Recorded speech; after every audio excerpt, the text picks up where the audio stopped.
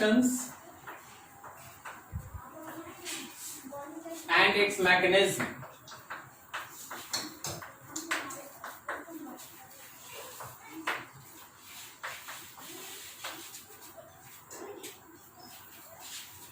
Organic reactions कैसे होता है और उसके पीछे का बेसिक मैकेनिज्म क्या है, ठीक है। तो हम लोगों को है ना सबसे पहले आपको सीखना होगा कि ये रिएक्शंस होता कैसे। अभी देखो ऐसे चीज समझो कि मान लो जैसे हम तुम्हारे सामने एक बहुत ही छोटा सा रिएक्शन लिख दिया कि CH3CH2 है, इसको तुम Cl2 से रिएक्ट कराए इन प्रेजेंस ऑफ H और बन गया ये CH3 बॉन्ड CH2 के साथ Cl और साथ में बना HCl। एक छोटा सा मैकेनिज्म लिख दिया। इस रिएक्शन में क्या हुआ, अगर तुम गौर करेगा, ये रिएक्शन हम उतना हाई फाई बात नहीं करते उमन बाबू, समझे, हमको धीरे धीरे मेरा लेवल बढ़ता है, समझे, अचानक से हम हाई फाई बात नहीं करेंगे। फ्री रेडी कर, हमको कुछ नहीं समझ में आ रहा अभी। हाँ गुड गुड वेरी गुड, अच्छा याद है तो हमें को फायदा। देख होता क्या है, इसको हम लोग कहते हैं ऑर्गेनिक सबस्ट्रेट, आप इसको जनरल भाषा में कहते हैं रिएक्टेंट, ठीक है। इसको आप मान सकते हैं एक अटैकिंग रिएजेंट की तरह, यह अटैकिंग रिएजेंट है। होता क्या है, सबसे पहले आपके पास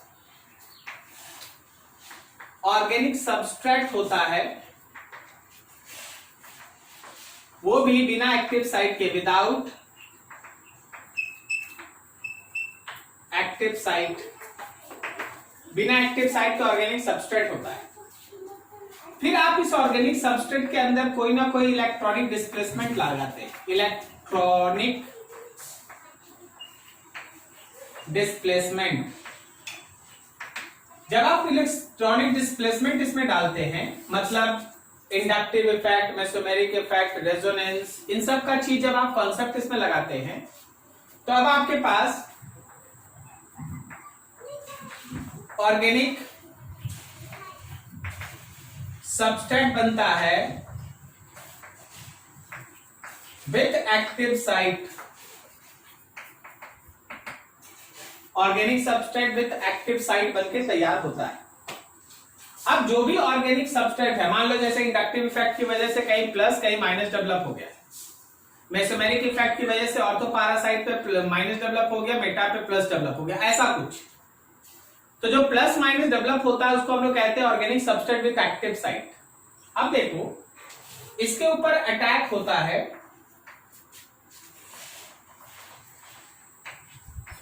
attack of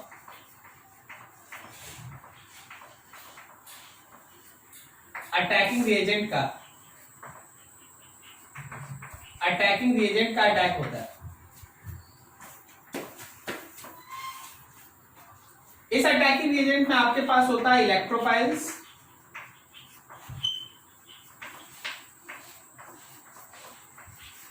and nucleophiles.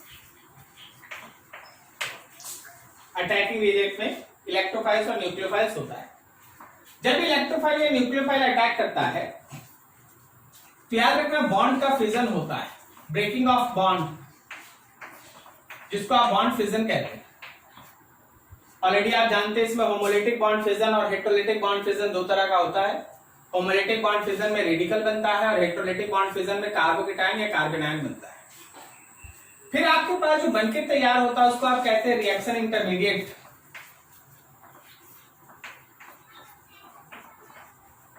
Reaction intermediate, short में आप RI लिखते हैं। रिएक्शन इंटरमीडिएट, रिएक्शन इंटरमीडिएट अगर लेस स्टेबल रिएक्शन इंटरमीडिएट आप ले लिए तो आपको मिलता है माइनर प्रोडक्ट,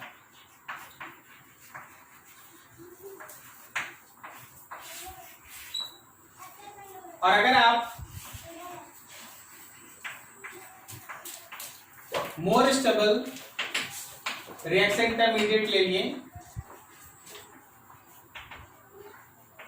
तो आपको मिलता है major product.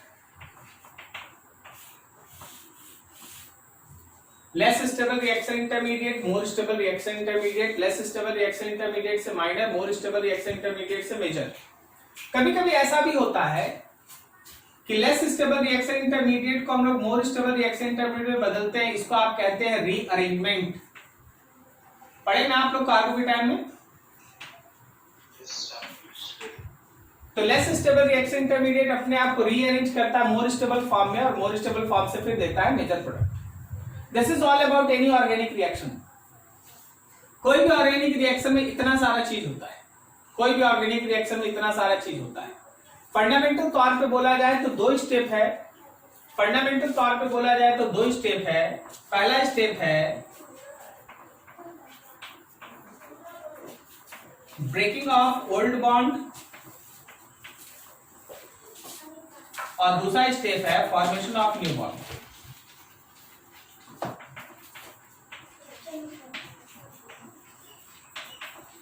Formation of new bond, ठीक है।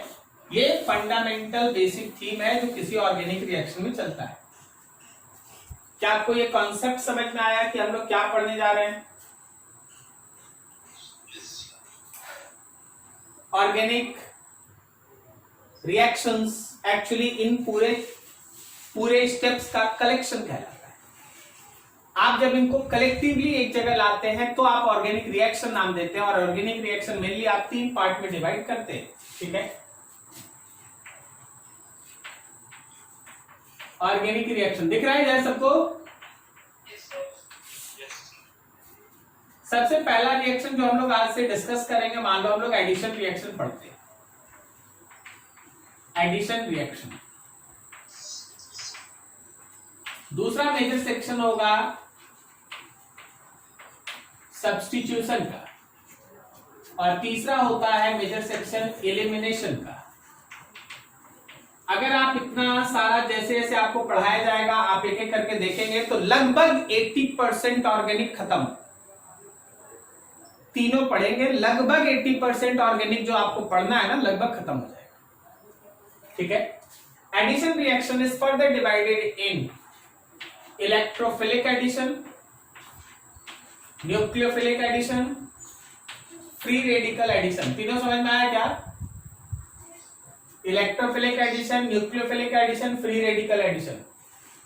Substitution reaction is also divided in free radical substitution, electrophilic substitution, nucleophilic substitution. Nucleophilic substitution is further divided in SN1 and SN2. इसके अलावा there is another substitution known as sign substitution. There is another substitution known as internal substitution SNI.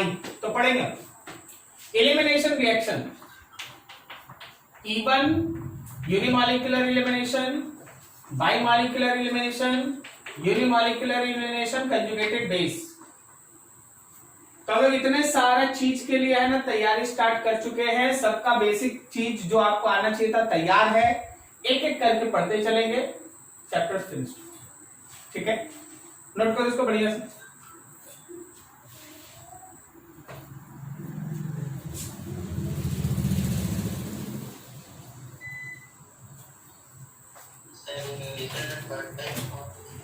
Elimination में third time में लिखा है E1CB, unimolecular elimination conjugate base. E1CB समझा? नाम सुना आल्डोल condensation इन सबका? नहीं, ठीक है ठीक है, नोट करो बहुत कुछ।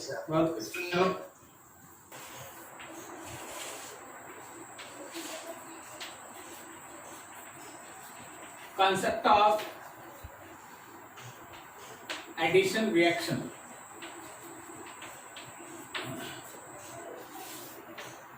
सिंपल सा एडिशन रिएक्शन। एडिशन रिएक्शन का मतलब है तुम्हारे पास कोई एक ऑर्गेनिक सब्सट्रैक्ट होगा विथ अनसैचुरेटेड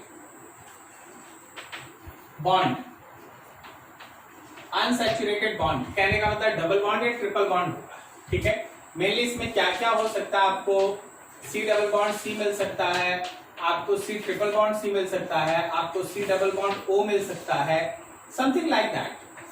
कोई भी एक ऐसा ऑर्गेनिक सबस्ट्रेट होगा जिसमें अनसैचुरेटेड बॉन्ड हो, जब आप उसके ऊपर AB को रिएक्ट कराते हैं तो आपको मिलता है product with saturated bonds, product with saturated bonds, ठीक है।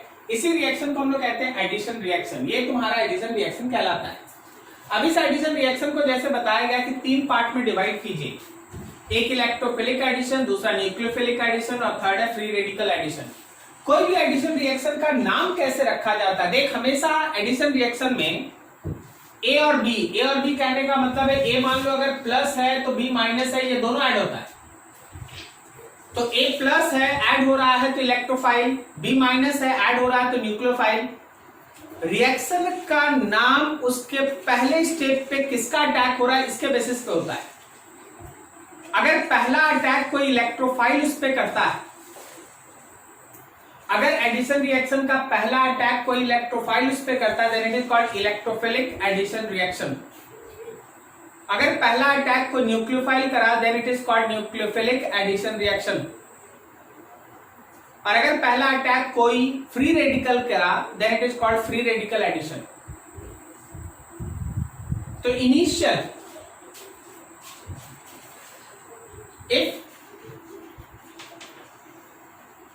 initial attack is of any electrophile, then it is electrophilic addition. If initial attack is of any nucleophile, then it is nucleophilic addition.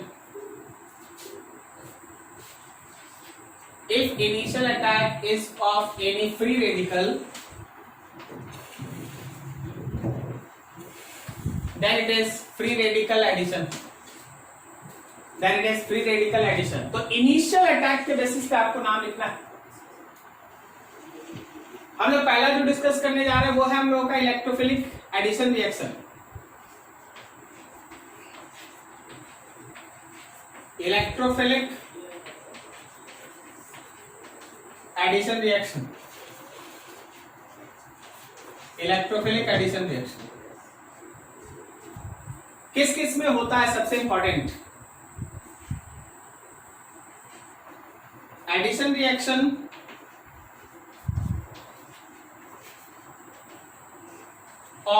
Addition reactions of alkene. Alkene का जितना भी addition reaction है और alkynes का जितना भी addition reaction है, addition reactions of alkene and alkyne are electrophilic addition reaction. दिमाग में बैठा लो, एल्कीन और एल्काइन का जो भी एडिशन रिएक्शन आप पढ़ते हैं वो सब इलेक्ट्रोफिलिक एडिशन। और कार्बोनाइल कंपाउंड जैसे एल्डिहाइड है, कीटोन है, कार्बोक्सिलिक एसिड है, ये सब है जहां सी डबल बॉन्ड ओ है, उसके ऊपर एडिशन रिएक्शन कोई भी आप पढ़ते हो वो सब न्यूक्लियोफिलिक एडिशन, ठीक है। तो आपको एडिशन रिएक्शन देखते ही आपको पता चल जाएगा कि कौन इलेक्ट्रोफिलिक एडिशन है और कौन न्यूक्लियोफिलिक। तो जरा ध्यान से समझिए, ठीक है। जैसे हम आपको एक एग्जांपल दिखाते हैं। मान लो जैसे सी डबल बॉन्ड सी है, इसको आप HCl के साथ रिएक्ट कराएं, इसको आप H2O के साथ रिएक्ट कराएं, इसको आप HBr के साथ रिएक्ट कराएं,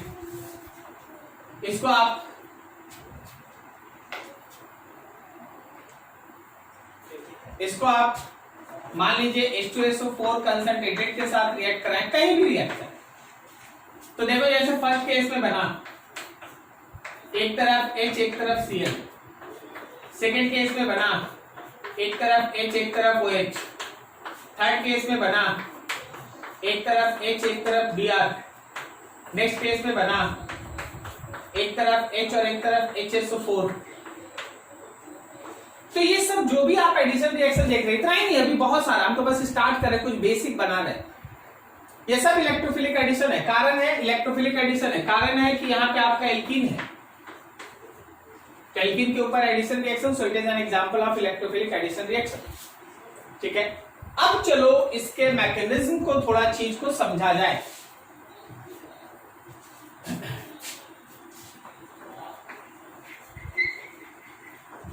मैकेनिज्म देखिए, मान लीजिए जैसे आपके पास C डबल बॉन्ड C है। अब इस पे आप A और B को ऐड करना चाहते हैं, A प्लस है और B माइनस है, और आपको प्रोडक्ट मिल जाता है ऐसा कुछ, A यहां B यहां। तो आखिर इसका मैकेनिज्म कैसे चलता है? ठीक है, मैकेनिज्म देखो। स्टेप 1, सबसे पहले सुनना ध्यान से, सबसे पहले इलेक्ट्रोमेरिक इफेक्ट को ध्यान में रख के कि यहां कौन कौन ग्रुप्स जुड़ा है, कौन पुश कर रहा है, कौन खींच रहा है, किधर जाने से इलेक्ट्रॉन का पुशिंग ज्यादा है, उस हिसाब से इलेक्ट्रॉन को आप एक तरफ ट्रांसफर करें।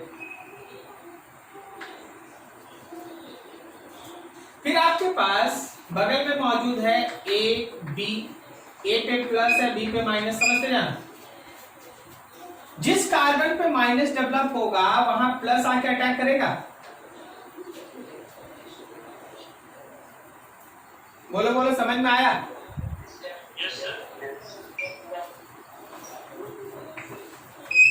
तो तुम्हारे पास A यहां आ गया। अब जो बचा उसको पहचानो, यहां प्लस बचा है भाई, प्लस प्लस बचा मतलब कार्बोकेटायन ना।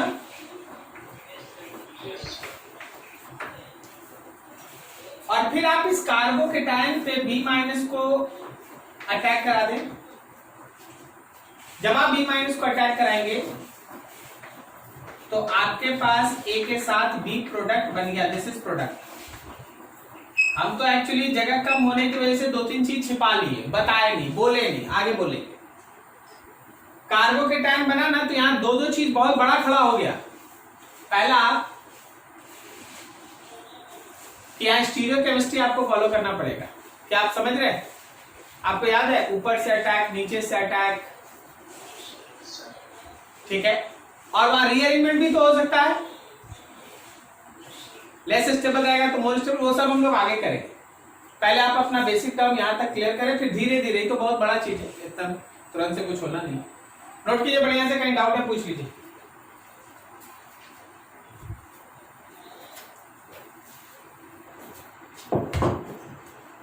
चलो देखो, इन electrophilic addition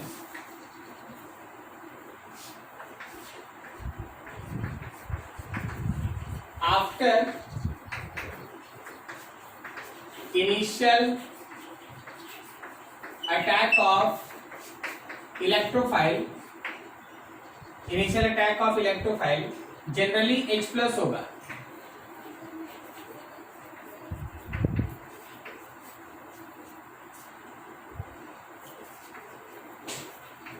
carbocation will form as reaction intermediate। Carbocation reaction intermediate की तरह बनता है। तो उसमें आप दो चीज फॉलो कर सकते हैं। Then we have to think about, अगर कार्बोकेटायन एक रिएक्शन इंटरमीडिएट बना तो हमको क्या क्या सोचना पड़ेगा। पहला चीज, देयर मे बी रीअरेंजमेंट, वहां पे आपका रीअरेंजमेंट हो सकता है। और दूसरा स्टीरियोकेमिस्ट्री, रीअरेंजमेंट और स्टीरियोकेमिस्ट्री ये दोनों हो सकता है। चलो अब ध्यान में रखते हैं और चीज को आगे बढ़ाते हैं। देखो जी, जैसे एक एग्जांपल देके इस चीज को स्टार्ट करते हैं। मान लो जैसे हम लोग के पास है CH3 bond, C bond CH3 bond CH3 bond CH double bond CH2 और इसको हम लोगों को रिएक्ट करा देना है HCl के साथ, HCl के साथ, और आपके पास यहां बनना है प्रोडक्ट। तो चलो जब हम लोग इसका मैकेनिज्म बनाएंगे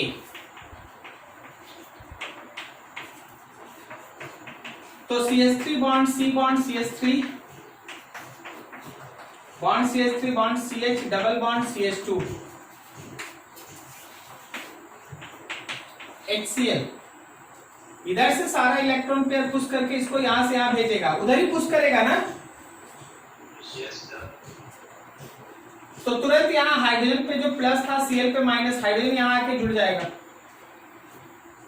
और मेरे पास बनके तैयार होगा CH3 bond C bond CH3 bond CH3 bond CH bond CH3। इस पे आ गया भाई प्लस। कितना डिग्री कार्बोकेटायन है ये? 2 डिग्री कार्बोकेटायन है। वेरी गुड, ये हम लोग का 2 डिग्री कार्बोकेटायन है यार। जब आप इस 2 डिग्री कार्बोकेटायन का बात करते हैं और आप यहीं पे मान लीजिए आप यहीं पे है ना, इसको Cl माइनस से रिएक्ट करा दें, Cl माइनस, तो आपके पास प्रोडक्ट हो गया CH3 bond C bond CH3 bond CH3 bond CH bond CH3 और नीचे में एक Cl। क्या किसी को कोई दिक्कत प्रोडक्ट लिखने में? बोलो बोलो।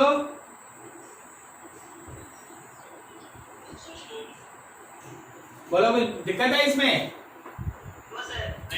Good good. लेकिन हमको दिखता है कि जो लोग इतना देर से पढ़ा लिखा है और सब चीज याद रखा है, हाँ रीअरेंजमेंट है, यहाँ रीअरेंजमेंट है। तो CH3 bond C bond CH3 bond CH3 bond CH bond CH3 और यहाँ पे प्लस था। चलिए मिथाइल ग्रुप यहाँ से यहाँ शिफ्ट कर गया, 1 to मिथाइल शिफ्ट आप इसको कहते हैं। तो CH3 bond C bond CH3 bond CH CH3 और यहाँ CH3 और यहाँ आ गया प्लस। करेक्ट है? 3 डिग्री कार्बोकेटायन और आप इस 3 डिग्री कार्बोकेटायन के ऊपर Cl माइनस का अटैक करा दीजिए। CH3 bond C bond CH3 bond CH के साथ CH3 रहा, ये CH3 आ गया और नीचे में आ गया एक Cl।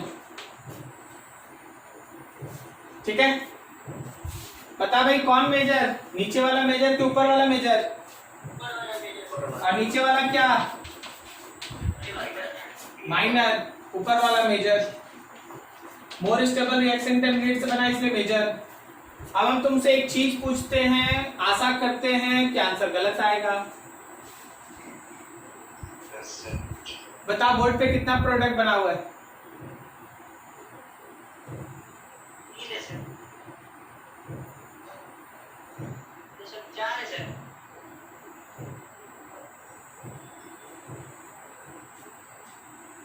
बोर्ड पे कितना प्रोडक्ट बना है इस रिएक्शन में? इस रिएक्शन में कितना, how many products are formed?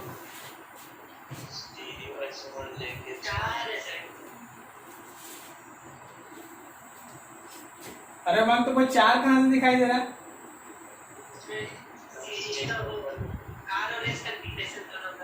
किसका R और S? अच्छा देख, यहाँ पे एक कायरल सेंटर है। उसके ऊपर वाला भी एक है। कहाँ है उसमें कायरल सेंटर?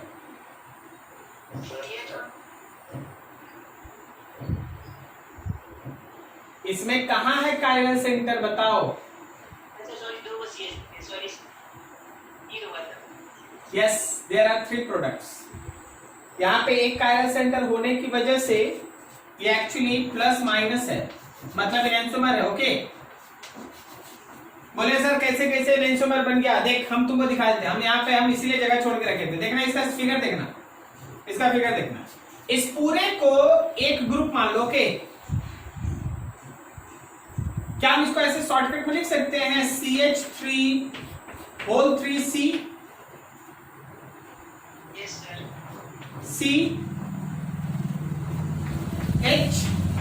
CH3 यही है ना कार्बोकेटायन प्लस।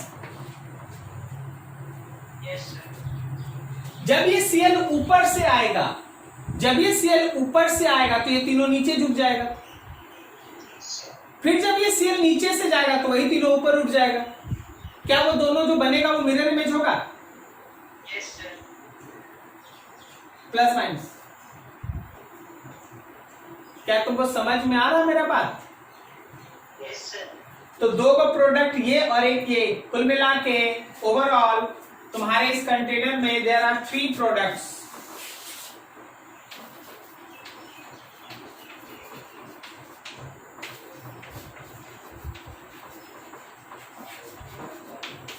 तीन प्रोडक्ट नोट करो इसको बढ़िया से। देखो आगे हम स्टीरियो केमिस्ट्री दिखाते हैं इसमें, stereo chemistry of AE reaction, electrophilic addition का स्टीरियो केमिस्ट्री देखो गौर से। मान लो जैसे तुम्हारे पास C डबल बॉन्ड C है और इसको आप AB से रिएक्ट करा के प्रोडक्ट बनाते हैं। अभी हम लोग केवल स्टीरियो केमिस्ट्री पे ध्यान देंगे, रीअरेंजमेंट पे नहीं। तो मैकेनिज्म क्या कहता है? मैकेनिज्म ये कहता है कि आपका ये पेयर ऑफ इलेक्ट्रॉन एक तरफ आएगा, फिर ये A प्लस आके इसके साथ जुड़ जाएगा। बढ़िया है। इसके साथ आके A जुड़ गया। अब जब A इसके साथ जुड़ गया तो ये बन गया कार्बोकेटायन। कार्बोकेटायन सोच के बताओ, इस कार्बोकेटायन में कार्बन का हाइब्रिडाइजेशन बोलो। sp2 स्ट्रक्चर बोलो।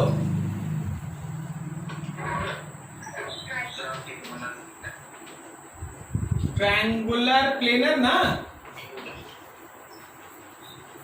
Triangular planar.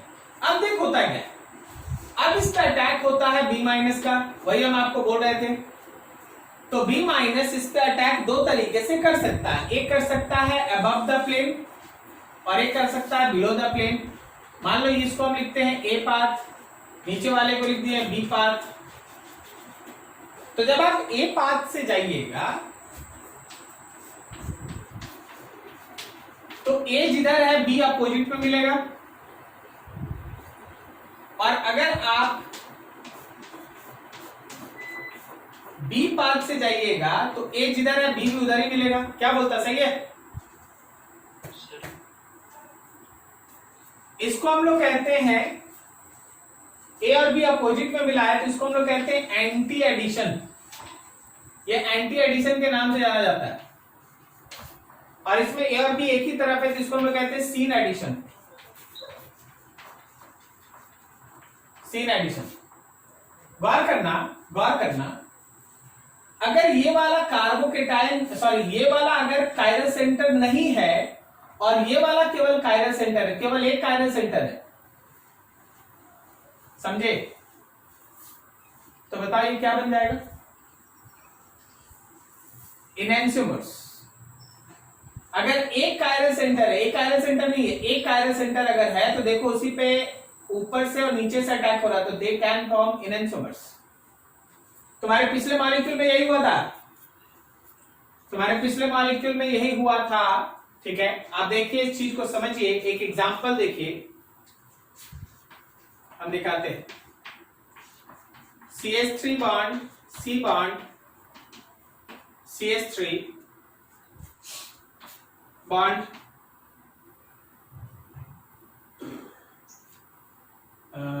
H bond CH double bond CH2, इससे बनेगा? चलिए छोड़ देते हैं।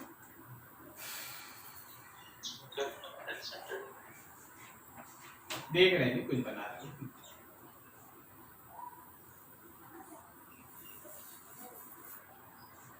चलो अभी हम इसको ऐसा करें कि हम इसको रिएक्ट करा दें HCl के साथ। ये पेयर ऑफ इलेक्ट्रॉन इधर आया तो H इस पे चला गया, तो मेरे पास शॉर्टकट में देखो H bond C bond CH3, यहां CH है और ये CH3 हो गया, ये बन गया तुम्हारा कार्बोकेटाइन। Okay, carbocation. अब जब तुम इसके ऊपर Cl माइनस का अटैक करेगा तो मान ले जैसे इसमें H2 का H इधर आया तो एक बार Cl ऊपर आ सकता है, एक बार Cl नीचे आ सकता है। अगर आप लिख के बनाना चाहते हैं you can draw this H bond C bond CH3, H नीचे, इसको CH3 कर दो, Cl ऊपर और plus H bond C bond CH3, ये बेंजीन रिंग नीचे, CH ऊपर Cl नीचे और फिर CH3। क्या तुमको समझ में आ रहा है क्या हुआ है? Cl ऊपर से आया, Cl नीचे से आया, ये दोनों जो आपस में है, ये दोनों जो आपस में है, हाँ ठीक है माइनर है बट दे आर इनएंशियोमर्स। अच्छा, इनएंशियोमर्स या फिर डायस्टीरियोआइसोमर्स? इनएंशियोमर्स या डायस्टीरियोआइसोमर्स? Very good. क्यों ऐसा? दो कायरल सेंटर है, एक कायरल सेंटर ये है, एक कायरल सेंटर ये है, एक कायरल सेंटर ये है, एक कायरल सेंटर ये है, लेकिन तुम्हारा एक ही कायरल सेंटर पे उल्टा सीधा हो रहा है, एक कायरल सेंटर पे कोई इफेक्ट नहीं है, सो इट इज डायस्टीरियोआइसोमर। देखा पिछला वाला क्वेश्चन में, पिछला वाला जो क्वेश्चन तुम लोग थोड़ी देर पहले बनाया था उसके इसमें एक ही कायरल सेंटर था, करेक्ट है? अरे भाई पिछला क्वेश्चन का बात कर रहे हैं? Yes sir. एक ही कायरल सेंटर था तो इनएंशियोमर्स। इस बार दो कायरल सेंटर है, एक कायरल सेंटर पे कोई इफेक्ट नहीं पड़ा, दूसरे पे पड़ा, तो डायस्टीरियोआइसोमर्स। मेजर है या माइनर? माइनर है, क्योंकि अभी 2 डिग्री से बना हुआ चीज है। क्या कर सकते हैं हम लोग, कौन सा शिफ्टिंग करके इसको ज्यादा स्टेबल कार्बोकेटाइन में बदल सकते हैं? Rearrangement, hydrogen shift, H shift, H bond C bond CH3, फिर यहाँ CH CH3, ये प्लस, ये हाइड्रोजन यहां से निकल के आ जाएगा, और जब हाइड्रोजन वहां जाएगा तो मेरे पास C के साथ CH3,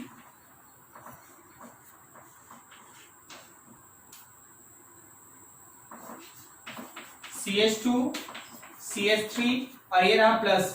अब बोलो कितना कायरल सेंटर? एक। इसी के ऊपर Cl माइनस का अटैक, तो एक बार ऊपर से एक बार नीचे से, एक बार ऊपर से एक बार नीचे से, ठीक है, and you get a product. हम एक बार में लिख देते हैं CH3 बॉन्ड C बॉन्ड, एक Cl मान लो और एक ये मान लो CH2 CH3। देख के बताओ ये एक प्रोडक्ट है या दो प्रोडक्ट है?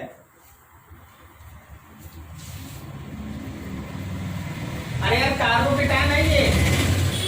अब यहां पे अटैक ऊपर से होगा नीचे से होगा, तो ये कायरल सेंटर बना, तो ये दो प्रोडक्ट है। दो प्रोडक्ट डायस्टीरियोआइसोमर की इनएंशियोमर है? इनएंशियोमर्स है, क्योंकि एक ही कायरल सेंटर है, इनएंशियोमर्स है। तो कुल मिला के अगर हम तुमको बोलेंगे कि ये वाला रिएजेंट HCl से रिएक्ट करके प्रोडक्ट देगा, then how many products are formed? Actually 4। ये डायस्टीरियोआइसोमर्स 2 बन गया और इनएंशियोमर्स 2 बन गया। क्लियर है? नोट करो बढ़िया से, थोड़ा समय दो, ठीक है? हड़बड़ा के खाली स्क्रीनशॉट लेके मत बैठो, नोट करो, समझो।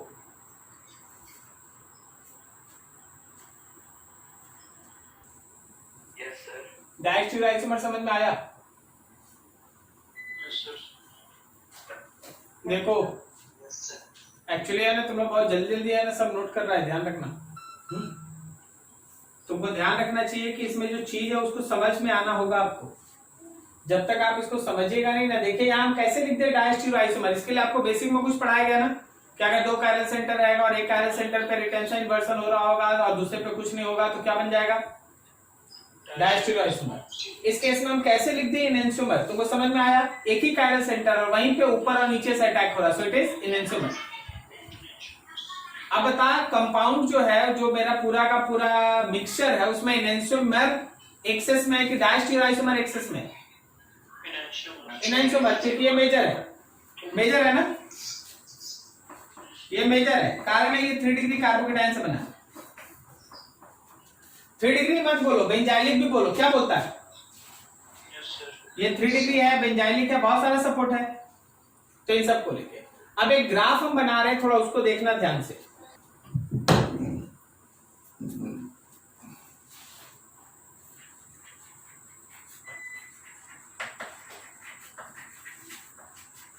Graphical analysis.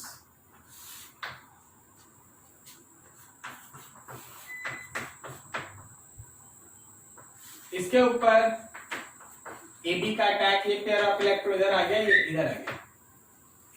तो मेरे पास फर्स्ट स्टेप में बना है, यहाँ A है, ये प्लस है, ये कार्बोकेटायन है। इसको हम रिएक्शन इंटरमीडिएट 1 मान लेते हैं, लेस स्टेबल भी मान लेते हैं। हर किसी का नाम लिखेंगे। इसका नाम लिख रहे हैं, मान लो कैपिटल R लिख रहे हैं, इसको आप है ना P लिख रहे हैं, P1 लिख रहे हैं, P1 लिख रहे हैं, या रिएक्शन इंटरमीडिएट 1 इसका लिखा हुआ है। अब देखो, इसके ऊपर B- का अटैक हुआ और आपके पास एक प्रोडक्ट मिल गया। इधर A था, इधर B था। अब हमको स्टीरियोकेमिस्ट्री नहीं समझना है, ये प्रोडक्ट P1 है, लेस स्टेबल से बना इसलिए माइनर है। अब हम लोग चाहेंगे तो रिएक्शन इंटरमीडिएट को रीअरेंज करके एक रिएक्शन इंटरमीडिएट 2 में बदल सकते हैं। सही है? मोर स्टेबल फॉर्म में बदल सकते हैं और फिर इस रिएक्शन इंटरमीडिएट 2 से B- का अटैक होगा, फिर से आपको नया प्रोडक्ट P2 मिल जाएगा जो मेजर होगा। कोई दिक्कत नहीं यहां तक? अरे भाई, हमको इसके शेप पे नहीं जाना, वो तो रिएक्शन में शेप बदल जाता है। तो देख, इसका पूरा ग्राफिकल एनालिसिस क्या है। एनर्जी है इस पे और इधर है प्रोग्रेस ऑफ रिएक्शन।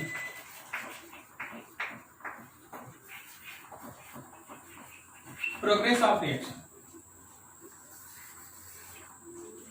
आप एक रिएक्टेंट R से रिएक्शन को स्टार्ट किए और पहुंचा एक ट्रांजिशन स्टेट में। उस ट्रांजिशन स्टेट के बाद बना एक रिएक्शन इंटरमीडिएट, ये रिएक्शन इंटरमीडिएट, ठीक है? ये है रिएक्शन इंटरमीडिएट 1, रिएक्शन इंटरमीडिएट 1। अब इस रिएक्शन इंटरमीडिएट से चलो उधर प्रोडक्ट की तरफ जाते हैं। ऐसा ऊपर गया और फिर इधर ला दिया प्रोडक्ट, ये बना P1। लेकिन उसी रिएक्शन इंटरमीडिएट से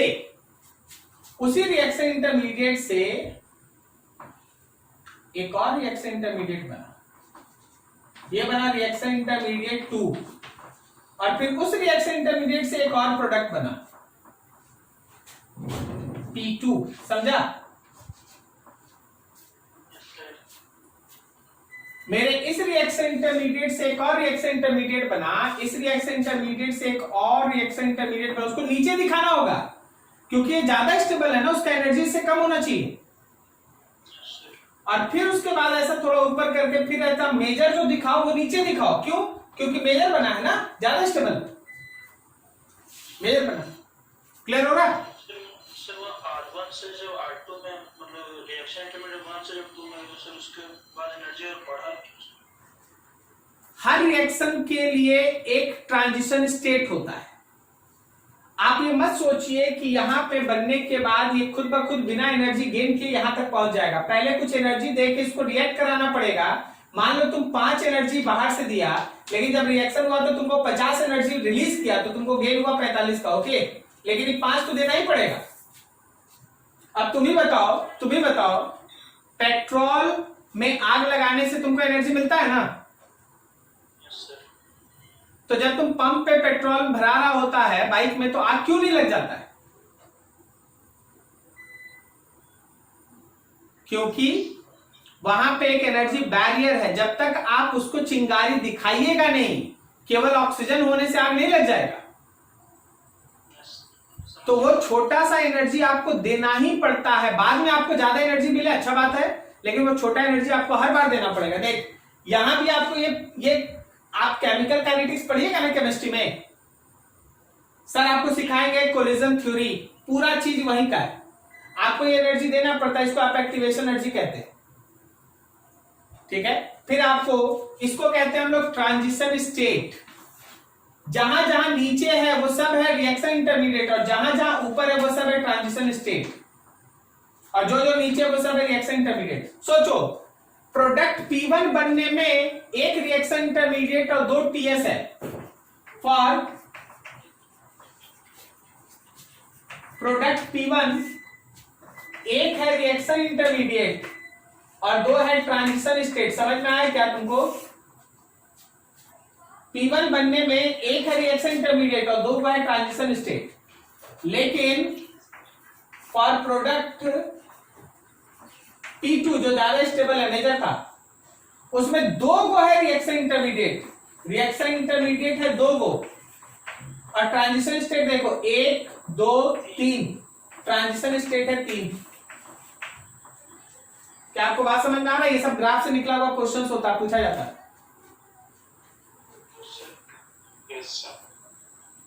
चलो बस यहीं तक आज, नोट करो इसको।